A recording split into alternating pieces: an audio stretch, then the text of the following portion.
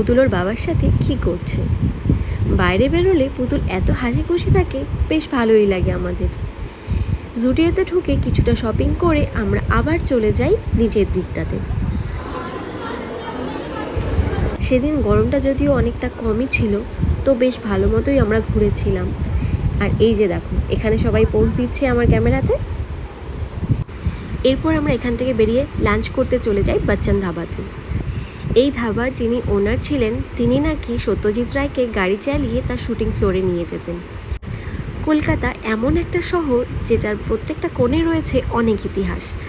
এগুলো ঘুরে ঘুরে দেখছিলাম আর উৎসব আমাদেরকে এগুলো বলছিল, তো বেশ ভালোই লাগছিল। ওরই সাজেশনে আমরা সেই জায়গাগুলোতে যাচ্ছিলাম।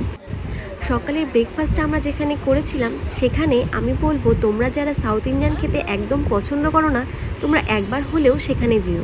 এটুকু বলতে পারি, তোমরা সাউথ ইন্ডিয়ান খাবারের প্রেমে পড়ে যাবে। সাউথ ইন্ডিয়ান খাবারের কথা শুনে আমি আর দেবেশ তো প্রথমে রাজিই হচ্ছিলাম না, কিন্তু ওখানকার খাবার খেয়ে আমরা তো প্রশংসায় ভরিয়ে দিয়েছিলাম। এমনকি দুপুরের লাঞ্চ আমরা যেখানে করছিলাম, সেই বচ্চন ধাবার খাবারগুলো বেশ ভালো ছিল। খাবার খেয়ে আমরা এখান থেকে বেরিয়ে পড়ি। এবার তো বাড়ি যাওয়ার পালা, আর আমরা সবাই মিলে ঠিক করি মেট্রো করেই বাড়ি যাব। আর পুতুলের এটা কিন্তু প্রথমবার মেট্রোতে ওঠা হবে, তো সেটার জন্য তো আমি খুব এক্সাইটেডও ছিলাম। যাই বলো, পুতুলের প্রথম প্রত্যেকটা জিনিসে কিন্তু আমাদের কাছে খুবই স্পেশাল। সব কিছু মিলিয়ে সেই রবিবারটা বেশ ভালো কেটেছে।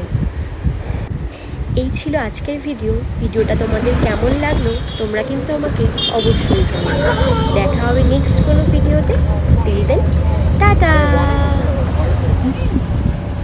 বলছি কি তুলে বলতে